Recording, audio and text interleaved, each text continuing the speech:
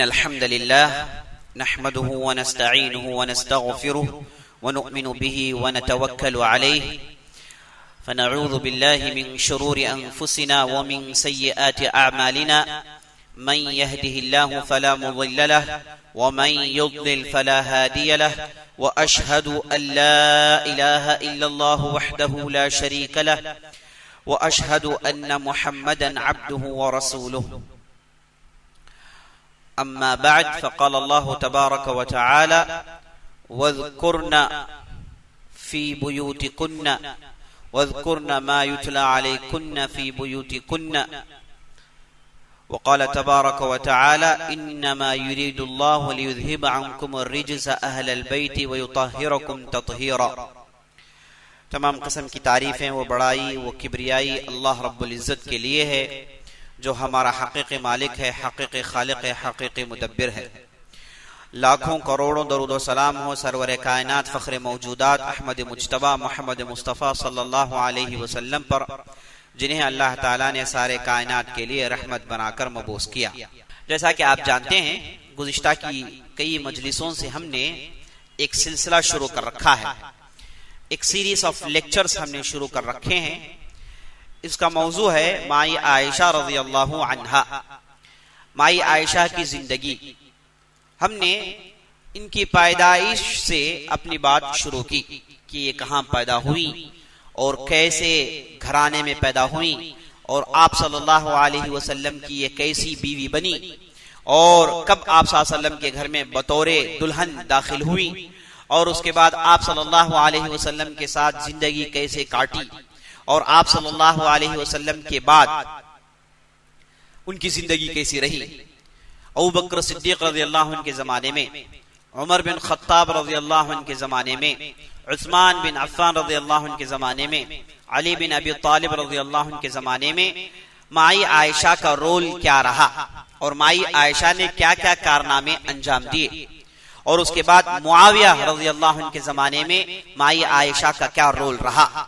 यहां तक हमारी बात पहुंची और गुज़िश्ता की मजलिस में हमने माई आयशा की अच्छी सिफात, माई आयशा की सिफात, माई आयशा किस अखलाक की थी और माई आयशा के अंदर क्या खूबियां थी, क्या खुसूसियतें थी, हमने गुज़िश्ता की मजलिस में उसकी तफसील सुनी। आज हम माई आयशा रज़ियल्लाहु अन्हा और कुरान, माई आयशा रज़ियल्लाहु अन्हा और कुरान दोनों में क्या ताल्लुक था और माई आयशा कुरान की किस ढंग से माहिरा थी, ये तफसील इंशाअल्लाह सुनने के लिए हम आज जमा हुए हैं। हम अल्लाह से दुआ करते हैं कि अल्लाह ताला हम जो भी कहते हैं, जो भी सुनते हैं, उसके मुताबिक अमल करने की हमें तौफीक बख्शे। माई आयशा रज़ियल्लाहु अन्हा, हमने अब तक जो सुना माई आयशा रज़ियल्लाहु अन्हा की घरेलू जिंदगी, माई आयशा बतौरे बीवी, माई आयशा बतौरे सौकन, माई आयशा दूसरे एतबारात से। आज हम माई आयशा की जिंदगी का एक अहम बाब खोलने वाले हैं, एक अहम दरवाजा खोलने वाले हैं, वो है इल्मी दरवाजा। माई आयशा आखिर मोमिनीन की माँ क्यों बनी, माई आयशा आखिर उनका इतना बड़ा मर्तबा क्यों है। माई आयशा जिनके ताल्लुक से मुअर्रिखीन ये कहते हैं कि सारी दुनिया में मुनफरिद औरत हैं, ऐसी औरत कभी नहीं पैदा हुई पूरे तारीख में और ना इनके बाद कोई ऐसी पैदा हुई। तो सारी तारीख में एक मुनफरिद हैसियत रखने वाली माई आयशा। और आप सल्लल्लाहु अलैहि वसल्लम ने एक हदीस में कहा, फज़्ल आयशा अला साइर नास का फज़्ल सरिद अला साइर ताम।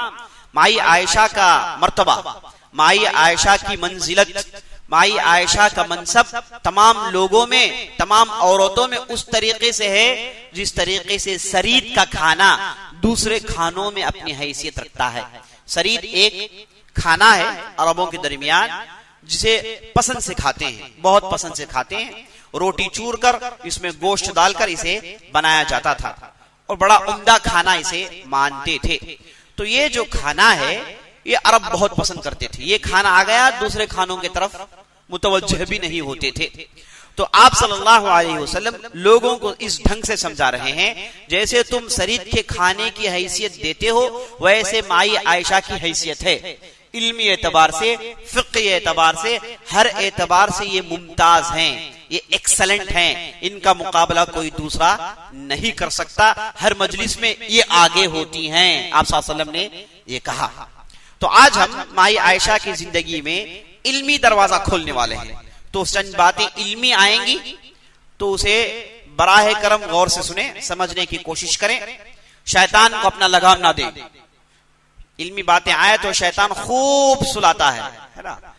आदमी इल्मी मजलिस में आए तो खूब सोता है और ऐसा सोचता है कि अगर यहीं बिस्तर डाल दी जाए, अगर यहीं तकिया मुहैया कर दिया जाए तो रात भर यहीं सो जाए, है ना। तो इल्मी बातें आए तो बराह करम गौर से सुने।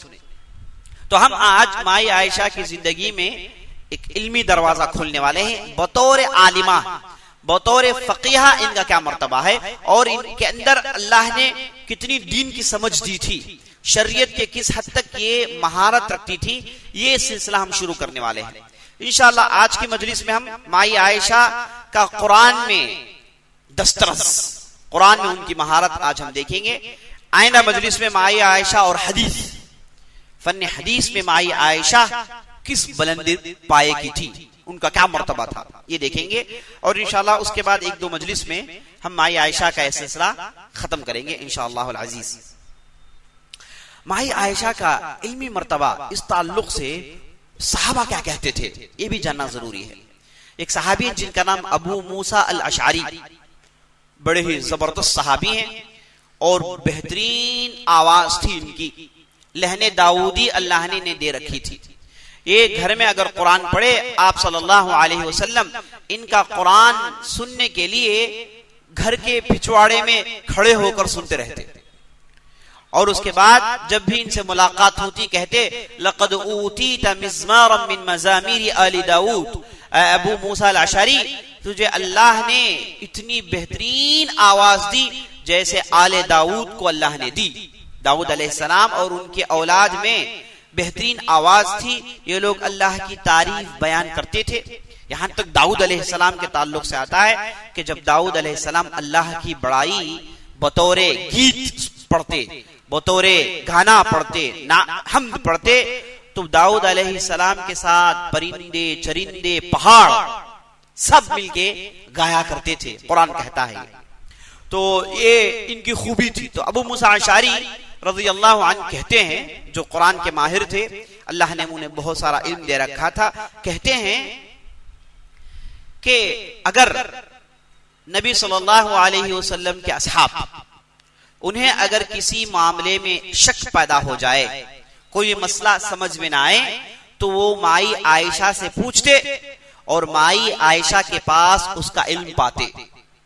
अब ये जो सहाबा कहते हैं, इनमें बड़े बड़े सहाबा दाखिल हैं, अबू बकर सिद्दीक दाखिल है, उमर बिन खत्ताब दाखिल हैं, बड़े बड़े सहाबा जब उन्हें कुछ मसला पेश आता, अबू मूसा अशअरी कहते हैं कि माई आयशा के पास आते और आकर इल्म लेकर जाते। और माई आयशा के एक शागिर्द है जिनका नाम था अता बिन अबी रिबाह। अता बिन अबी रिबाह ये बुलंद पाए ताबई थे, ये मामूली घराने से इनका ताल्लुक था, ये गुलामों के खानदान से थे, चेहरे से शक्ल से बिल्कुल काले कलोटे थे। जब ये पैदा हुए, इनकी वालिदा ने कहा, ऐ अता, मैं तुझे इस हालत में देख रही हूं कि अगर तू इसी हालत में बड़ा हो जाए कोई तेरी इज्जत नहीं करेगा, तो कुछ भी नहीं है, तू गुलाम जैसा है, काला कलोटा है, तेरे होंठ मोटे मोटे हैं, तुझे किसी भी एतबार से इज्जत नहीं मिलने वाली है। याद रख, एक ही एक रास्ता है इज्जत हासिल करने के लिए, एक ही एक रास्ता है, वो रास्ता है इल्म का रास्ता। इनकी वालिदा वसीयत करती हैं। तो अता बिन अबी रिबाह माई आयशा के खास शागिर्दों में से थे और इनका इल्म में बहुत बड़ा मर्तबा हुआ। इतना बड़ा मर्तबा इनका हुआ कि हज के मौके पर ऐलान किया जाता था, ऐ लोगों सुन लो, ला युफ्ती इल्ला अता, अगर फतवा देना है हज में, हज का मौका हम जानते हैं, सारी दुनिया से लोग आते हैं, बड़े बड़े लोग आते हैं, लेकिन हुकूमत सिर्फ इन्हें रिकॉग्नाइज कर रही है, कहती है कि मसला पूछना है तो सिर्फ अता से पूछो, कोई दूसरा फतवा नहीं देगा। और अता बिन अबी रिबाह को हरम में कुर्सी में बिठा दिया जाता, इनके पास मसला सीखने के लिए, पूछने के लिए लोग सफों में खड़े हो जाते। बड़े बड़े बादशाह आते इनके पास पूछने के लिए, लेकिन अता बिन अबी रिबाह कहते कि जाओ सफ में, जब तुम्हारा दौर आए तब आओ। तो इतना बड़ा मर्तबा इन्हें, मामूली गुलाम जैसे आदमी, लेकिन मर्तबा इतना बड़ा क्यों हुआ? इल्म की वजह से हुआ। और इनकी उस्तादा, इन्हें सिखाने वाली टीचर माई आयशा थी। अता बिन अबी रिबाह माई आयशा के ताल्लुक से कहते हैं, कानत अफ़क़हन्नास व अअलमन्नास व अहसनन्नास रअयन फिल अम्मा। सबसे ज्यादा इल्म रखने वाली मेरे नजर में माई आयशा, सबसे ज्यादा दीन का समझ मेरे नजर में माई आयशा, और सबसे सही और दुरुस्त राय देने वाली माई आयशा रज़ियल्लाहु अन्हा। ये उनके शागिर्द अता बिन अबी रिबाह कहते हैं। उसी तरीके से इनके एक दूसरे शागिर्द थे जिनका नाम था इमाम ज़ुहरी। ये कहते हैं कि मैं नहीं जानता कि कोई ऐसा सहाबी हो जो माई आयशा के पास आकर इल्म नहीं सीखा हो। मैं नहीं जानता जो माई, एक आदमी बुलंद पाया सहाबी जो किसी के पास जाकर इल्म हासिल किया हो, जो माई आयशा के पास नहीं आया हो। सब माई आयशा के पास आते हैं और माई आयशा के पास आकर दीन के मसले पूछते हैं। एक बहुत बड़े ताबई गुजरे, उनका नाम है अबू सलमा। ये अब्दुर्रहमान बिन औफ के फर्जंद। अब्दुर्रहमान बिन औफ हम जानते हैं ये आशरा मुबश्शिरीन में से एक अहम मर्तबा रखने वाले सहाबी हैं, बुलंद पाए सहाबी हैं। इनके फर्जंद थे जिनका नाम था अबू सलमा। अबू सलमा ये मदीने के बड़े बड़े उलमा में इनका शुमार होता था, फुक़हा उल मदीना में इनका शुमार होता था। मदीने के 7 बड़े आलिमों की लिस्ट निकाली गई, हुकूमत ने निकाली, तो उसमें अबू सलमा थे। तो अबू सलमा ये भी माई आयशा के शागिर्द है। कहते हैं कि मैंने किसी को माई आयशा से ज्यादा इल्म रखते हुए नहीं देखा।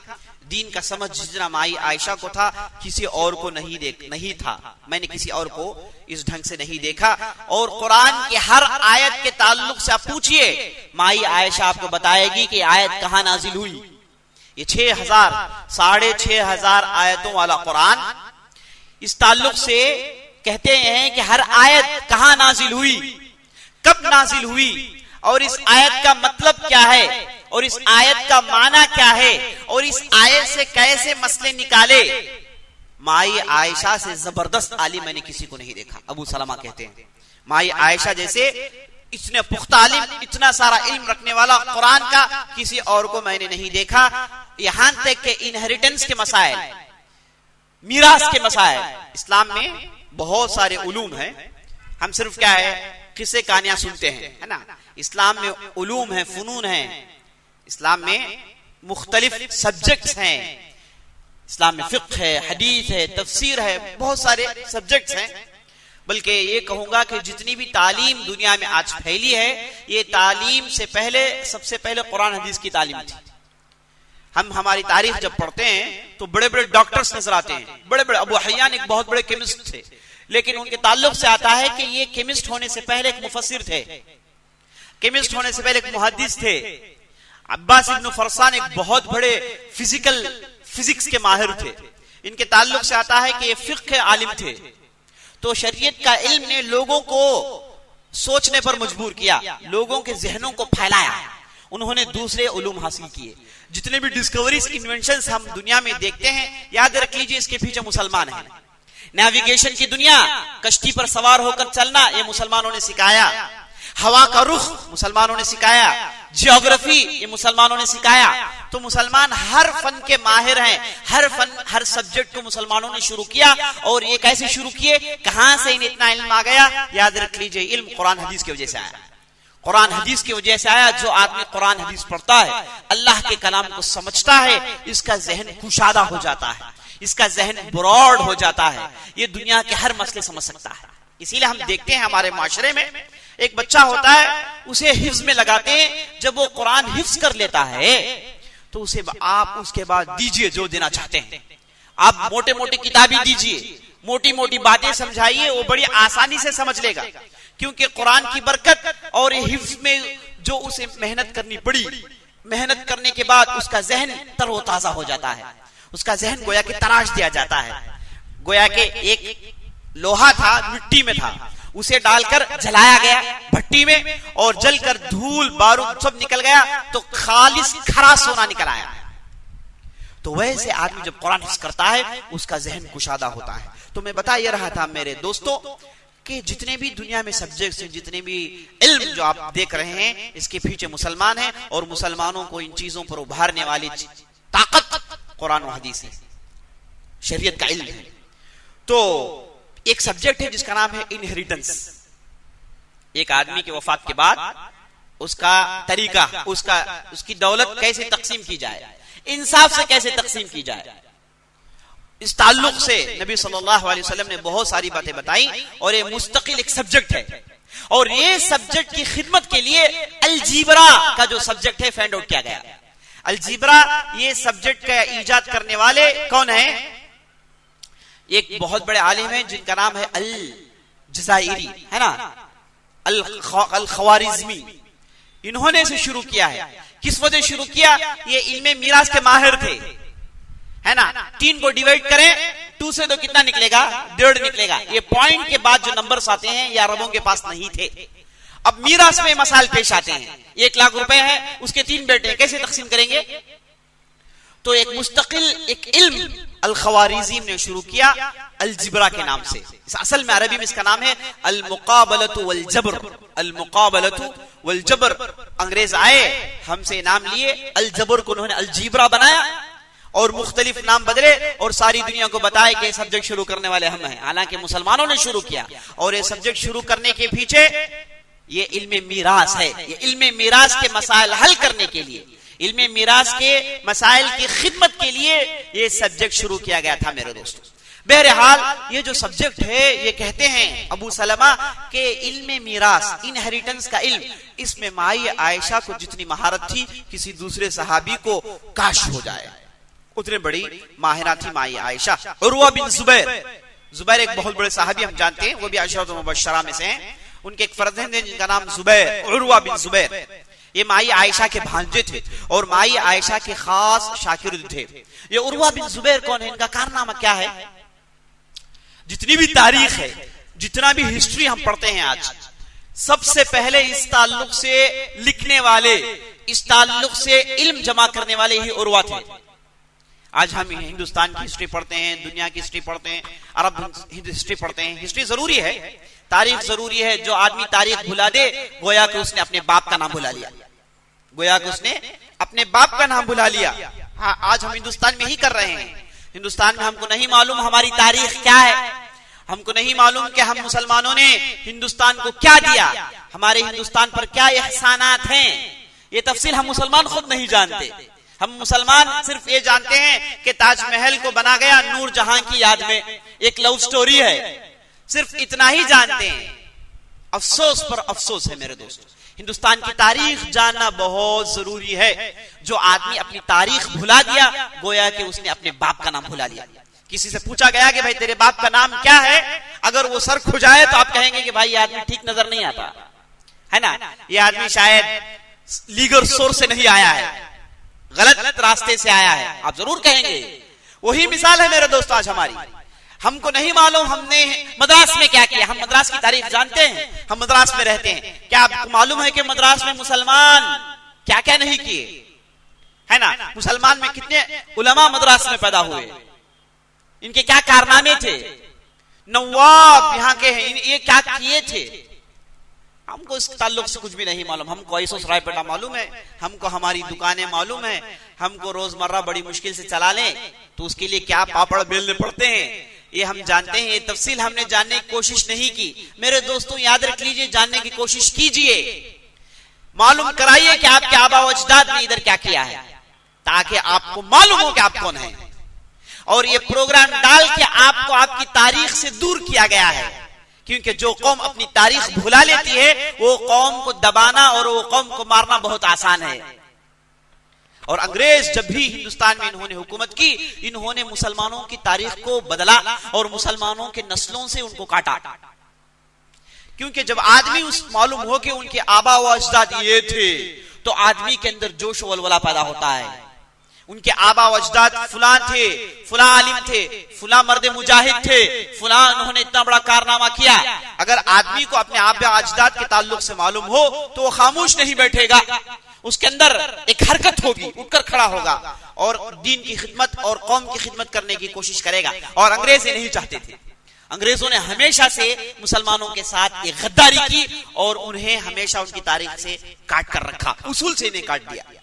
बहरहाल ये उर्वा है ना, उर्वा बिन जुबैर, ये पहले आदमी हैं जिन्होंने नबी सल्लल्लाहु अलैहि वसल्लम की जिंदगी को रिकॉर्ड की। वरना हदीसों में बात थी, लेकिन नबी सल्लल्लाहु अलैहि वसल्लम की रोजमर्रा की जिंदगी, नबी सल्लल्लाहु अलैहि वसल्लम कैसे थे, कैसे तिजारत करते थे, कैसे जिहाद में जाते थे, ये जो रोजमर्रा की नबी सल्लल्लाहु अलैहि वसल्लम की पर्सनल बायोग्राफी है, इसे बाकायदा रिकॉर्ड नहीं किया गया था। और सबसे पहले रिकॉर्ड करने वाले यही उर्वा बिन जुबैर हैं। गोया कि जितनी भी तारीख, जितनी भी सीरत हमको अब मिल रही है, याद रख लीजिए उर्वा बिन जुबैर की वजह से मिला।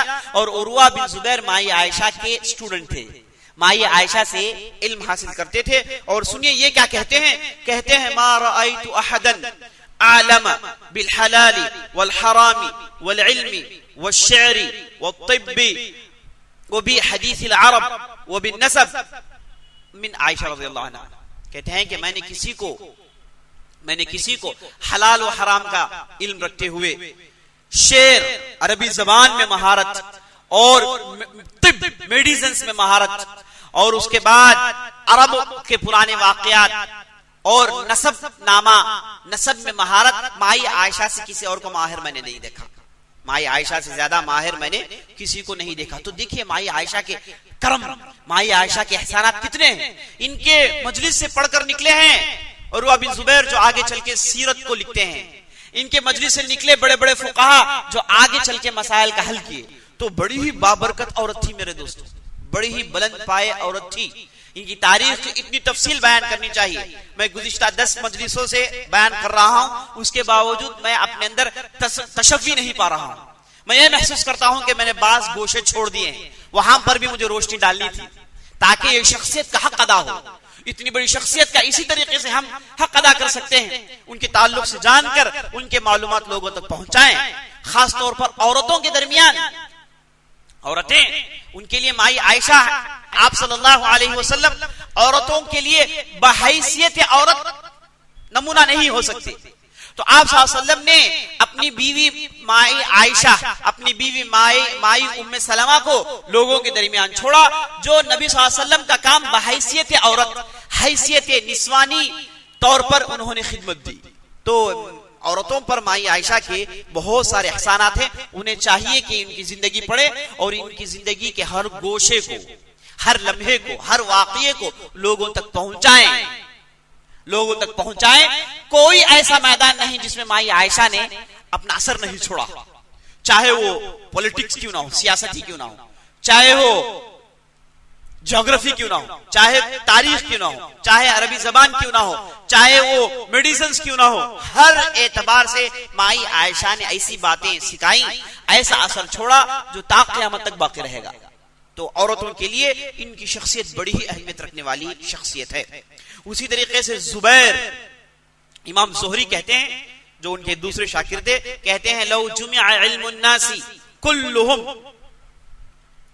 अगर तमाम लोगों का इल्म एक जगह जमा कर दें और माई आयशा का इल्म एक जगह जमा कर दें, माई आयशा तमाम लोगों पर भारी पड़ेगी, तमाम लोगों से ज्यादा इल्म वाली नजर आएगी। ये चंद अक़वाल थे जो माई आयशा के शागिर्दों से मरवी है किताबों में, जो मैंने आपके सामने रखने की कोशिश की ताकि हमको मालूम हो जाए कि माई आयशा का कितना बड़ा मर्तबा है। अब चलिए हम देखते हैं माई आयशा और कुरान। जैसा कि मैंने आपको पहले ही बता दिया था, पहले ही मैंने अर्ज कर दिया था कि माई आयशा जब घर में रहा करती थी तो उनके घर में कुरान पढ़ाया जाता था। अबू बकर सिद्दीक रज़ियल्लाहु अन्हु आप सल्लल्लाहु अलैहि वसल्लम से कुरान सीखते, घर में आकर कुरान की तिलावत ऊंची आवाज से करते। माई आयशा कहती हैं कि मुझे जो याद है जब मेरी उम्र 3-4 साल की थी, जो भी मुझे याद है वो ये याद है कि मेरे वालिद घर में कुरान पढ़ते थे और मैं कुरान सुनती थी, मैं खेलती रहती और मैं कुरान सुनती रहती थी। और बाज आयतों की तिलावत करती और कहती कि ये आयतें नाजिल हो रही थी और मैं घर में खेल रही थी, छोटी बच्ची थी। तो बचपन से ही कुरान से इनका ताल्लुक पैदा हो गया। तो देखिए मेरे दोस्तों, जब वालिद अपने घर में कुरान की तिलावत करते हैं, वालिद घर में दीनी फरीजा अंजाम देते हैं, इबादत करते हैं, घर में अल्लाह और अल्लाह के रसूल की बात होती है, तो बच्चे कैसे निकलते हैं? बड़े ही बाबरकत बच्चे निकलते हैं। अगर घर में प्रोग्राम्स की बातें, सीरियल्स की बातें, पिक्चर्स की बातें, गानों की बातें ये हो और चाहे कि मेरा बच्चा अच्छा हो, आमतौर पर लोग आकर सवाल करते हैं कि मौलवी साहब मेरा बच्चा बहुत बड़ा आलिम बनाना चाहता हूं, क्या करें? मैं कहता हूं कि आप आलिम बन जाए तो अच्छा है, क्योंकि आप अच्छे रहेंगे तो आपका बच्चा अच्छा रहेगा। आप चाहे जैसे भी रहे, मेरा बच्चा अच्छा हो ये मुमकिन नहीं है, क्योंकि बच्चा आपको देखकर सीखता है। बचपन ही से बच्चा आप ही को देखता है और आपकी बीवी को देखता है। तो घर माँ बाप से बनता है। घर में आपने जो माहौल बनाया वैसे ही बच्चे निकलेंगे। अगर घर में आपने कुरान की तिलावत सुनाई, बच्चे भी कुरान की तिलावत करेंगे। घर में आपने नमाज पढ़ी, बच्चे भी नमाज पढ़ेंगे। आपने झूठ को छोड़ा, बच्चे भी झूठ छोड़ेंगे। आपने धोखा नहीं दिया, बच्चे धोखा नहीं देंगे। तो आप हैं जो बच्चों को सिखाते हैं। यही इसीलिए कहा जाता है ये माँ बाप हैं जो बच्चों को बनाते हैं, माँ बाप हैं जो बच्चों को बिगाड़ते हैं।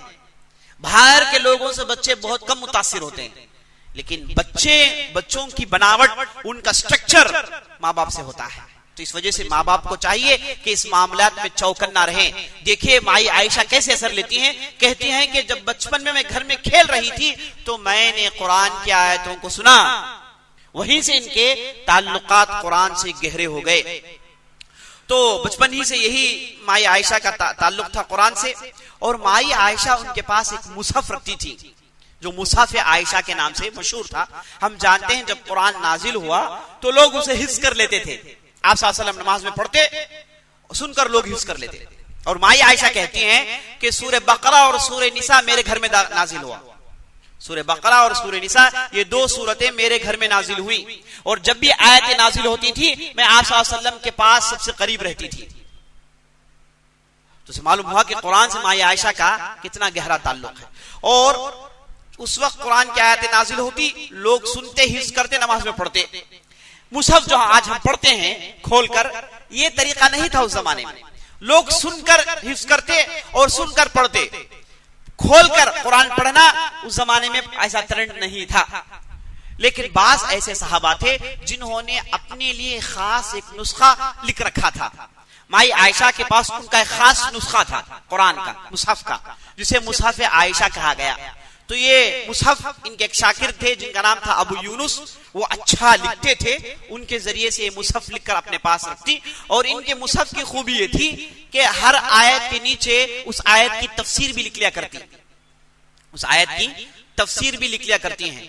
इनके मुसहफ में एक तफसीर ये भी मिली, हाफिज़ु अला सलावाति वस्सलातिल उस्ता, लोगों नमाज की पाबंदी करो, दरमियान की नमाज की पाबंदी करो। अल्लाह ने कुरान में कहा। ये दरमियानी नमाज कौन सी है? दरमियानी नमाज कौन सी है? किसके तरफ अल्लाह इशारा कर रहा है? तो माई आयशा ने अपने मुसहफ में लिखा है सलातुल असर। ये इससे मुराद सलातुल असर है। तो नबी सल्लल्लाहु अलैहि वसल्लम से पूछती और मुसहफ में नोट कर लेती। अपना एक नुस्खा इन्होंने मेंटेन कर रखा था जो आगे चल के इससे बहुत फायदा हुआ। इससे मालूम हुआ कि माई आयशा और कुरान का क्या गहरा ताल्लुक था। उसी तरीके से माई आयशा और दूसरे सहाबियात, आप सल्लल्लाहु अलैहि वसल्लम की बीवियों के लिए खास कुरान में हुक्म है, वज़कुरना मा युतला फी बुयूतिकुन्ना मिन आयातिल्लाहि वल हिकमा। ए नबी सल्लल्लाहु अलैहि वसल्लम की बीवियां, तुम्हें चाहिए कि घर में बैठकर अल्लाह की आयतों की तिलावत करें और नबी सल्लल्लाहु अलैहि वसल्लम की सुन्नतों को याद करें। ये गोया के हुक्म था। अल्लाह ने माई आयशा और उनकी सौकने आप सल्लल्लाहु अलैहि वसल्लम की बीवियों के लिए ये खास हुक्म नाजिल किया था कि घर में बैठकर कुरान की तिलावत करें, आयतों को सीखें, हदीसों को सीखें, क्योंकि ये लोग आगे चल के रोल मॉडल होने वाले हैं। तो खास हुक्म था, इसलिए माई आयशा घर में कुरान की बहुत ज्यादा तिलावत करती और कुरान के मानों और कुरान के शान नुज़ूल से बहुत ज्यादा इसमें महारत रखा करती थी। उसी तरीके से एक मर्तबा जिसे हम जानते हैं, एक साहब आकर आप सल्लल्लाहु अलैहि वसल्लम के ताल्लुक से पूछे कि आप सल्लल्लाहु अलैहि वसल्लम के अखलाक कैसे थे।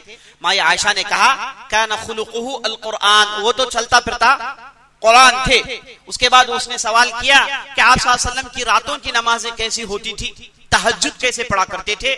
तो माँ आयशा ने कहा क्या तुमने सूरह मुज़म्मिल नहीं पढ़ा, या अय्युहल मुज़म्मिल कुमिल लैला इल्ला क़लीला निस्फ़हु अव इनक़ुस मिन्हु क़लीला औ ज़िद अलैहि वरत्तिलिल क़ुरआन तरतीला। ये जो सूरह मुज़म्मिल में अल्लाह का हुक्म हुआ है आप सल्लल्लाहु अलैहि वसल्लम को कि तहज्जुद की नमाज कैसे पढ़ें, आधी रात या फिर उससे भी कम तहज्जुद की नमाज पढ़ा करें, अल्लाह का हुक्म था। तो माँ आयशा उस आदमी से कहती हैं कि क्या तुमने सूरह मुज़म्मिल नहीं पढ़ा, सूरह मुज़म्मिल में जो हुक्म था उसी ढंग से आप सल्लल्लाहु अलैहि वसल्लम तहज्जुद की नमाज पढ़ा करते थे।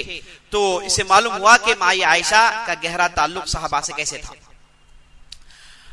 कुरान की बाज आयतें हैं, इब्न अब्बास रज़ियल्लाहु अन्हु कहते हैं कुरान में 4 किस्म की आयतें हैं। कुरान में 4 किस्म की आयतें हैं। बाज आयतें हैं जिनका जानना हर मुसलमान गैर मुसलमान पर फर्ज है। 4 किस्म की आयतें हैं पूरे कुरान में, 4 किस्म की आयतें। ये किस्म ये है कि इसमें जो मैसेज दिया गया है, उसमें जो पैगाम दिया गया है, हर मुसलमान गैर मुसलमान सबको जानना है। वो पैगाम क्या है? तौहीद है, यौमुल क़यामत की बात है, मरने के बाद की जिंदगी की बात है। इसे हर आदमी को जानना जरूरी है, कोई इसमें रोकरदानी नहीं कर सकता, सबको जानना जरूरी है। एक किस्म की आयत। दूसरी किस्म की आयत, कुरान की आयतें ऐसी हैं जो अरबी जबान जानते हैं वही समझ सकते हैं, जो अरबी जबान जानते हैं वो ही समझ सकते हैं, जो अरबी जबान नहीं जानते वो इन आयतों को नहीं समझ सकते। ये दूसरी किस्म की आयतें हैं, यानी अरब जो जबान से वाकिफ हैं वही समझ सकते हैं, जो जबान से वाकिफ नहीं है वो तर्जुमे के जरिए से, वर्ड टू वर्ड इसके जरिए से नहीं समझ सकते। आज हमारे माशरे में ये वर्ड टू वर्ड का कॉन्सेप्ट आम होते जा रहा है और लोग ये समझते हैं कि ये पढ़कर हमने कुरान समझ लिया। याद रखिए इससे कुरान समझ आती नहीं है, कुरान फहमी आती नहीं है। वर्ड टू वर्ड ये असल में कुरान के करीब करने की कोशिश है। हम इसे कहेंगे कि कुरान के करीब करने की कोशिश है। ये क्या पढ़ने से कोई आदमी कुरान समझ ले सकता है? हरगिज नहीं, मुमकिन नहीं, है ना। वर्ड टू वर्ड बाज उलमा के नजदीक हराम है। वर्ड टू वर्ड कुरान का तर्जुमा मुमकिन नहीं है।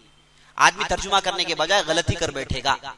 तो जो लोग कर रहे हैं वो लोग असल में कोशिश ये कर रहे हैं कि अवाम जो कुरान के ताल्लुक से कुछ भी नहीं जानती उन्हें कुरान के बाज मालूमात दे रहे हैं, लेकिन हरगिज कोई ये दावा नहीं कर सकता कि इसमें पूरा कुरान है, या फिर कुरान फहमी है, या फिर कुरान एक हद तक समझ ले सकते हैं, या फिर जो अरबी जबान के माहिर जो कुरान समझ सकते हैं उस हद तक समझ ले सकते हैं। कोई दावा नहीं कर सकता, बल्कि कुरान की तरफ करीब किया जा रहा है बस।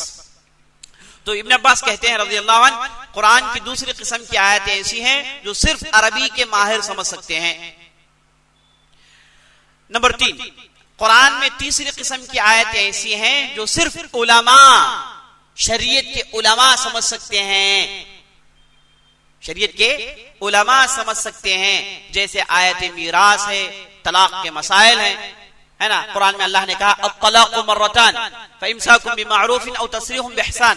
तलाक 2 मर्तबा है। हम तो तलाक 3 मर्तबा सुनते हैं, है ना। तलाक कितनी मर्तबा है? 3। कुरान कहता है कि 2। ये कैसे भाई, क्या माना है इसका? इसीलिए कहा जाता है उलमा ही समझ सकते हैं। आप वर्ड टू वर्ड ट्रांसलेशन लेके समझ के उल्टा मुल्टा फतवा दे के सारी दुनिया को परेशान ना करें जी। ये पढ़ने के बाद बाज लोग फतवे देने शुरू कर लिए हैं। उनके लिए नसीहत यह है कि आपने जो भी सीखा और भी आपको सीखना है। आप अरबी जबान सीखने के लिए पहली सीढ़ी पर खड़े हुए हैं और मजीद कुरान समझना चाहते हैं, जाइए बाकायदा अरबी जबान सीखिए, अहले इल्म के पास सीखिए, ताकि कुरान की फहमी आए, अपने अंदर पैदा हो। बहरहाल तीसरी किस्म की आयतें जो सिर्फ उलमा, शरीयत के माहिरीन जिन्होंने फिक्र पढ़ा हो, शरीयत पढ़ा हो, वही समझ सकते हैं। उसकी मिसाल आयत मीरास है, उसकी मिसाल मसाइल, हज के मसाइल है, तलाक के मसाइल है, निकाह के मसाइल है। इसके मुतालिक जो आयतें नाजिल हुई ये सिर्फ उलमा ही जान सकते हैं। नंबर 4, चौथी किस्म की आयतें सिर्फ अल्लाह ही जानता है, कोई और नहीं जानता। कुरान में है लेकिन इंसान उसके मतलब नहीं जानते। जैसे अलिफ लाम मीम, अलिफ लाम रा, काफ हा या ऐन साद ताहा नून, ये इसे हुरूफुल मुक़त्तआत कहते हैं। इसे क्या कहते हैं? हुरूफुल मुक़त्तआत। इसके माने एग्जैक्टली क्या है आज तक किसी आलिम ने नहीं कहा। सब ये कहते हैं, सब अपनी कोशिश करने के बाद कहते हैं अल्लाहु अअलमु बिमुरादिहा, अल्लाह ही इसके हकीकी माने जानता है। बाज़ अहले इल्म में इसके 30-30 माने दिए हैं, 30-30 माने दिए हैं, और उसके बाद कहते हैं कि हकीकी माना सिर्फ अल्लाह ही जानता है, अल्लाह के अलावा कोई और नहीं जानता। तो बाज़ चीजें कुरान में है जो सिर्फ अल्लाह ही जानता है। अल्लाह ने इस वजह से कुरान में रख दिया ताकि बंदों को पढ़कर अपने इल्म की कमी मालूम हो जाए। ये ना समझो कि हमने सब कुछ जान लिया। कुछ बहुत सारी ऐसी भी बातें जो बंदे नहीं जानते, ये एहसास उनके अंदर हो, इसलिए अल्लाह ने इसे रखा है। हाँ, कुरान में अल्लाह ने बार बार कई जगह कहा है अफला यतदब्बरून अफला यअक़िलून, क्या ये लोग गौर नहीं करते, क्या ये लोग समझ नहीं रखते। तो इससे मुराद ये है कि जो आयतें समझ सकते हैं समझो, जो नहीं समझ सकते उलमा से पूछ लो। कुरान ने कहा फस्अलू अहल ज़िक्र इन कुंतुम ला तअलमून, अगर नहीं जानते तो अहले इल्म से पूछकर सीख लो। तो यही कुरान का हुक्म है, यही कुरान के समझने का मनहज है। तो कुरान के अंदर ये 4 किस्म की आयतें हैं। कुरान के अंदर ये 4 किस्म की आयतें हैं। तो अब हम माई आयशा के कुरान फहमी को देखने वाले हैं, कुरान फहमी को देखने वाले हैं। कुरान के अंदर एक आयत है सूरह बकरा के अंदर जिसमें अल्लाह ने कहा इन्ना सफा वल मरवत मिन शआइरिल्लाह फमन हज्जल बैत अव इअतमरा फला जुनाहा अलैहि अन यतवफ बिहिमा।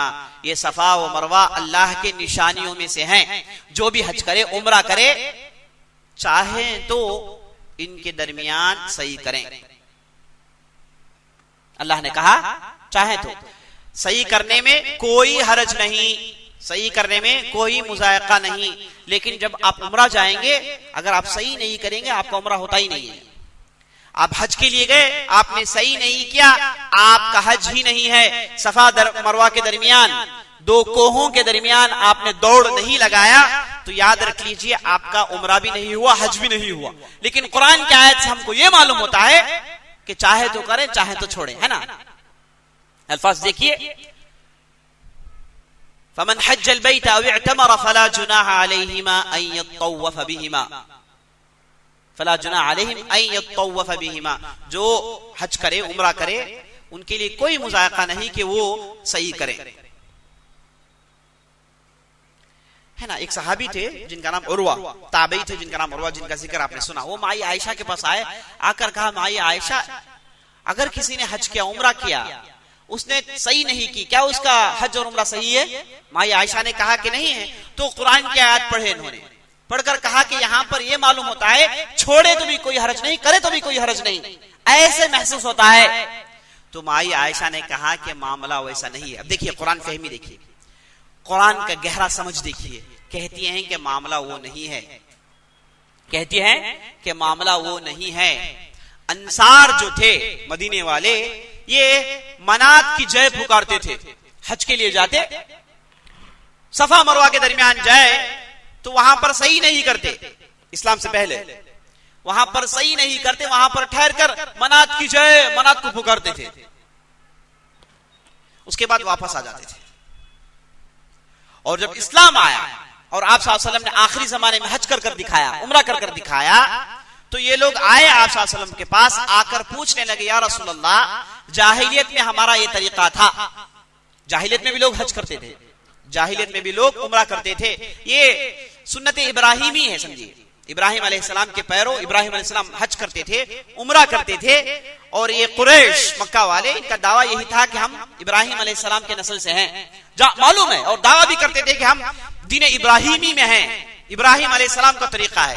यानी क्या है, बुत के सामने सर झुकाना, 300 बुत के सामने सर झुकाना, उनकी इबादत करना, ये समझते थे कि इब्राहिमी है, शरीयत इब्राहिमी का। इससे जो इमाम तौहीद हैं, जिन्होंने सारी दुनिया में तौहीद का बोलबाला किया, तौहीद के लिए सब कुछ किया, उनके तरफ अपनी निस्बत करके अपने शिर्क का जस्टिफिकेशन कर रहे हैं। तो बता ये रहा था ये जाहिलियत में भी हज करते थे लोग, जाहिलियत में भी उम्रा करते थे लोग।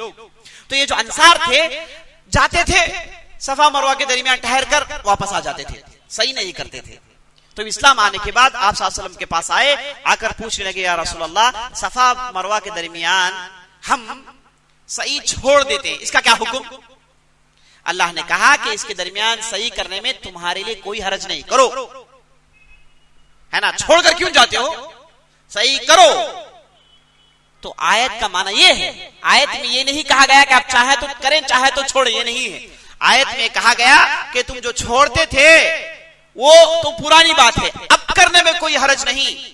अब तुम्हारा ईमान बदल गया है, तुम पुराने दीन में नहीं हो, तुम्हारे अंदर तौहीद आ गई है, तुम ला इलाहा इल्लल्लाह मोहम्मद रसूलुल्लाह के पैरों बन गए हो, तो अब तुम्हें करना है, ये हुक्म है इसका। तो माई आयशा जो कुरान की माहिरा थी, किस अंदाज से कुरान की आयतों को समझा करती थी और किस ढंग से समझाती थी, इसे मालूम हुआ। तो उसके बाद माई आयशा ने कहा उर्वा बिन जुबैर को देखकर, जैसे तुम माना लेते हो, अगर वैसे माना होता तो कुरान के अल्फाज क्या होते, ला जुनाह अलैहिम अल्ला यतवफ बिहिमा, जबकि कुरान में अन यतवफ बिहिमा है, ला का लफ्ज नहीं है। तो अहले इल्म कहते हैं कि माई आयशा के इस ढंग से तफसीर बयान करने से हमको ये मालूम हो गया कि कुरान समझने के लिए अरब जो जबान बात करते थे वो जाना जरूरी है। अरब जो जबान उनके जमाने में, अब की बात नहीं, उनके जमाने में जब कुरान नाजिल हो रहा था, उस वक्त अरब जिस ढंग से बात करते थे, उनके बातचीत का जो तरीका, रोजमर्रा उनकी जो जबान थी, ये जानना जरूरी है, क्योंकि उसी जबान में कुरान नाजिल हुआ है।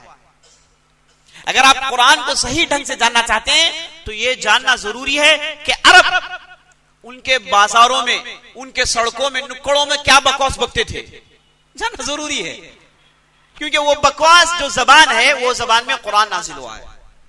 इसीलिए हम देखते हैं बड़े बड़े उलमा हैं, ये लोग पुराने जाहिलियत के शायर शुआरा के शायरी की हिफ्ज किए हुए हैं, उनके अशआर याद किए हुए हैं। अभी पुराने जो जाहिलियत के जो शुआरा थे, ये अपने शायरी में शराब लड़की का जिक्र करते हैं, क्योंकि जाहिल लोग थे।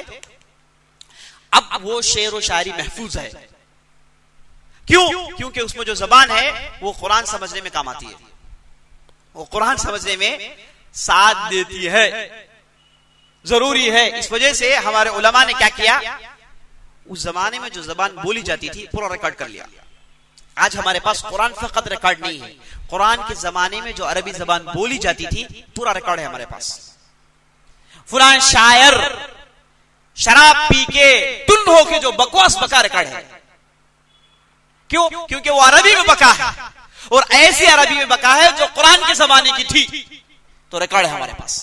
तो इसीलिए कुरान को समझने के लिए ये अरबी है ना, उसका मैसेज नहीं, मैसेज तो गंदा मैसेज है, इस्लाम उसके खिलाफ है, लेकिन जो स्ट्रक्चर, जबान के बोलचाल का तरीका, उसके फ्रेजेस, उसके आइडम्स, उसके जो है कॉम्प्रहेंशंस और उसके जो प्रपोजिशंस, ये सब है ना, ये समझने में सिफात देते हैं।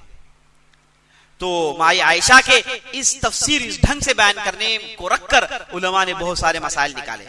उसी तरीके से कुरान में एक आयत है, वइन खिफ्तुम अल्ला तुक़सितू फिल यतामा फंकिहू मा ताब लकुम मिनन निसा मसना व सुलासा व रुबा।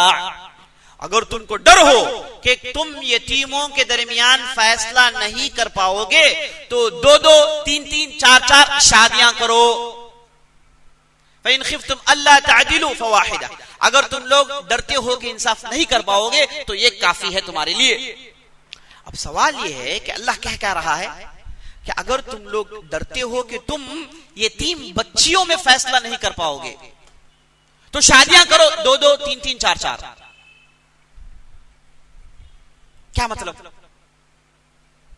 है ना? अगर शादी जायज है, 2-3-4 करना जायज है, तो यतीम बच्चियों का जिक्र क्यों है? यतीम बच्चियों और 2-2, 3-3 शादियों करने का क्या ताल्लुक है?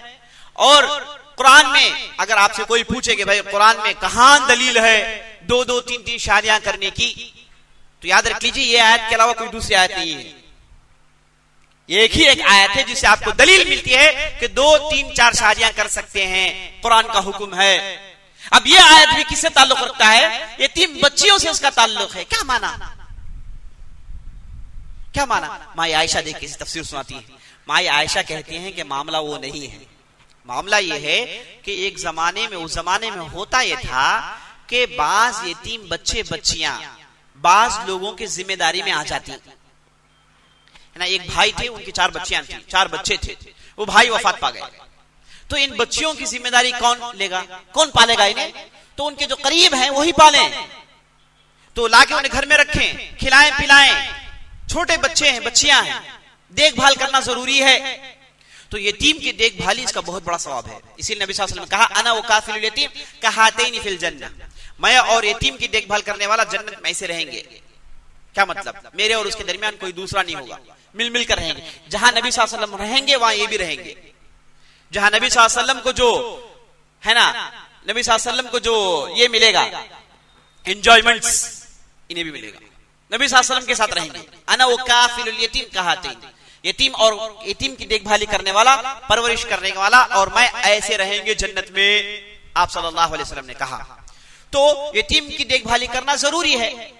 तो ये एक साहब है, उनके भाई वफात पा गए, उनकी भाभी वफात पा गई, तो 4 बच्चियां हैं, तो उनके भाई लाए, अपने घर में रखा। या फिर कोई दूसरा रिश्तेदार, भाई नहीं थे, कोई दूसरा रिश्तेदार था, वो इन्हें लाके घर में रखा, इनकी पाल परवरिश की। अब ये यतीमों की जायदाद है, इनके वालिद और इनके वालिदा ने जायदाद छोड़ रखी है। ये छोटे बच्चियां हैं, कहां जायदाद से देखेंगी, कहां उसकी देखभाल करेंगी? तो इस्लाम ये हुक्म है कि इन यतीम बच्चों को तुम पालो, इनका जो जायदाद है, इनकी जो जायदाद है उसकी भी हिफाजत करो। आपके लिए जायज है कि आप जो सर्विस कर रहे हैं इसका मुआवजा ले लें, ठीक है। उसके बाद अगर ये बच्चियां, उस जमाने में होता था ये कि जायदाद की वजह से, ये जो जायदाद है इसकी वजह से ये जब बच्चियां बड़ी होती तो ये जो देखने वाले हैं, जो इनके महरम नहीं है, इनसे शादी कर लेते। शादी कर लेके ये जायदाद उनके हाथ से जाने नहीं देते। अगर किसी को दूसरे को शादी करके दे दे, हो सकता है जायदाद चले जाए। तो जायदाद में कब्जा जमाने के लिए, यतीम बच्चियों को दबाने के लिए बास लोग उनसे शादियां कर लेते थे, जो गैर महरम है, उनसे शादियां कर लेते थे ताकि यतीम बच्चियों में उनका डोमिनेशन हो, जायदाद इनके हाथ से निकल ना जाए।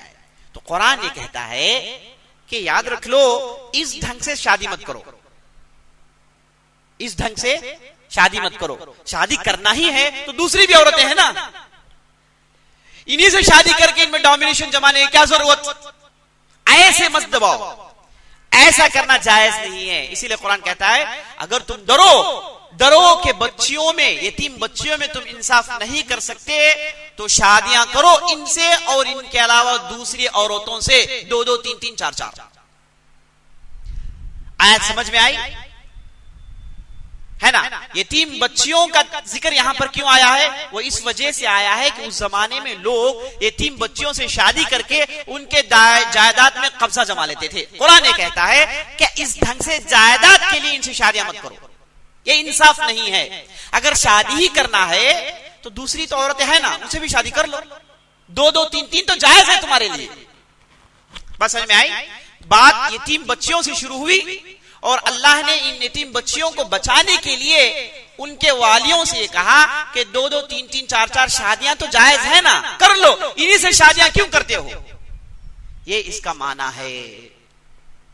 वरना आयत ऐसे ही पढ़ेंगे तो ऐसे महसूस होता है कि भाई यतीम बच्चियों और 2-2, 3-3, 4-4 औरतों की शादी का क्या ताल्लुक है? यही ताल्लुक है।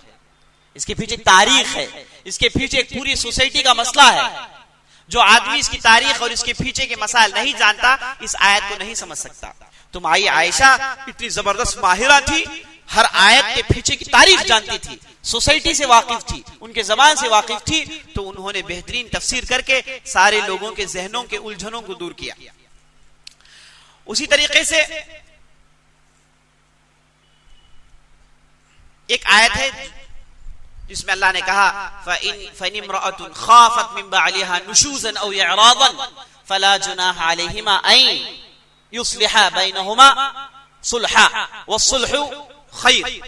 अगर कोई औरत अपने शौहर में ये पाए कि वो उनसे दूर होना चाहता है, अगर कोई औरत उसके शौहर में ये देखती है कि वो दूर होना चाहता है, इसे अलग होना चाहता है, तो उसके लिए जायज है कि वो उससे सुलह कर ले, वो उसे सुलह कर ले। सुलह में खैर है। सुलह का माना क्या?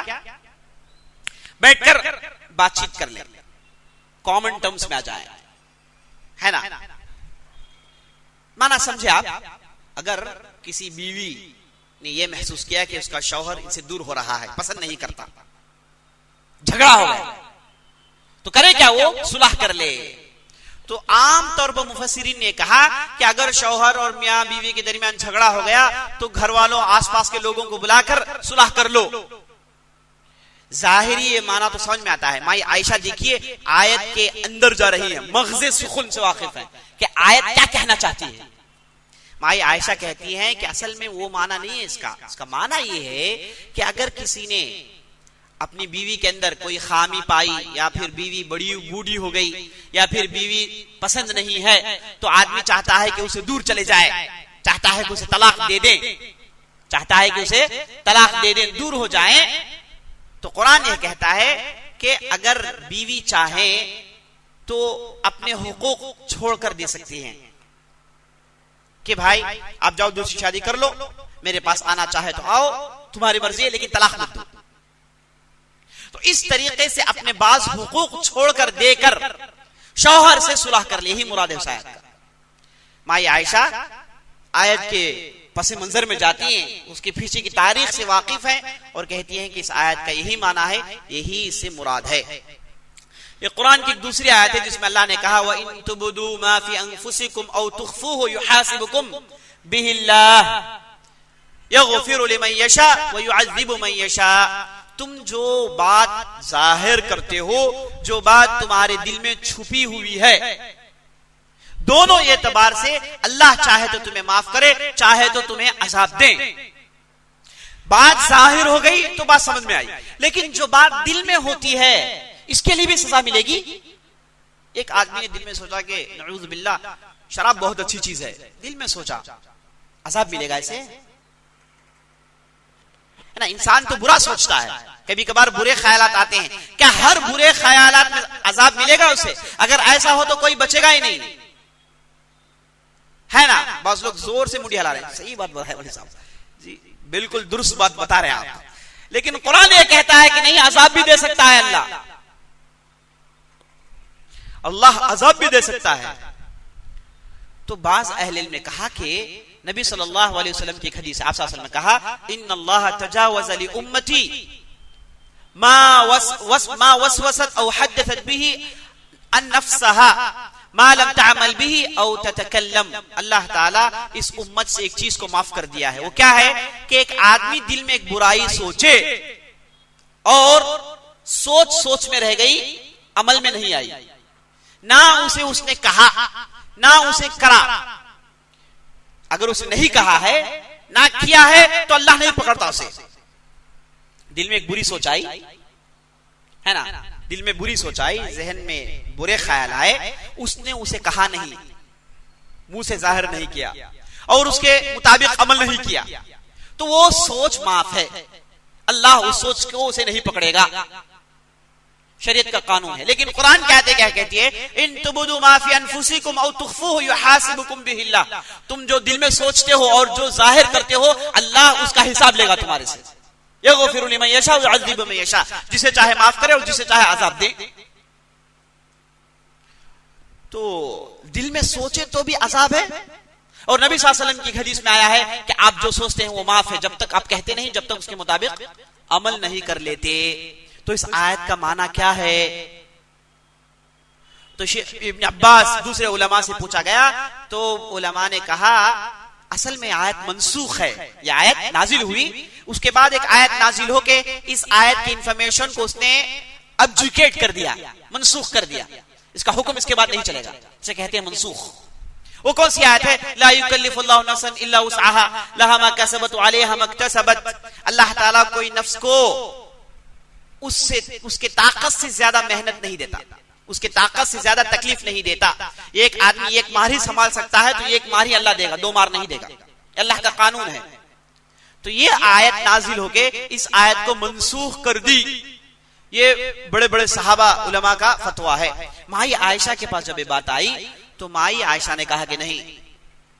एक साहब आकर ये बात पूछे तो माई आयशा ने कहा, ओ मई यामल सूअन युजज़ बिह। कुरान की एक दूसरी आयत से दलील देती हैं, कहती हैं जो आदमी खराब अमल करेगा उसे जजा दिया जाएगा, उसे बदला मिलेगा। खराब अमल करेगा तो उसे बदला मिलेगा। अमल करेगा। तो माई आयशा कुरान की इस आयत बयान करके उस साहब को समझाने की कोशिश की। साहब को बात समझ में नहीं आई। उन्हें पूछा कि कैसे, क्या अल्लाह की रहमत नहीं है, क्या अल्लाह हमको माफ नहीं करेगा, सिर्फ सोचते ही हमको पकड़ ले, ये तो बड़ी मुसीबत की बात हो जाएगी। तो माई आयशा ने कहा कि अल्लाह ताला अगर आप सोच लें उसका गुनाह भी पड़ जाए, लेकिन अल्लाह ताला बंदे मोमिन को तकलीफ देता है, मुसीबत लाता है उसकी जिंदगी में।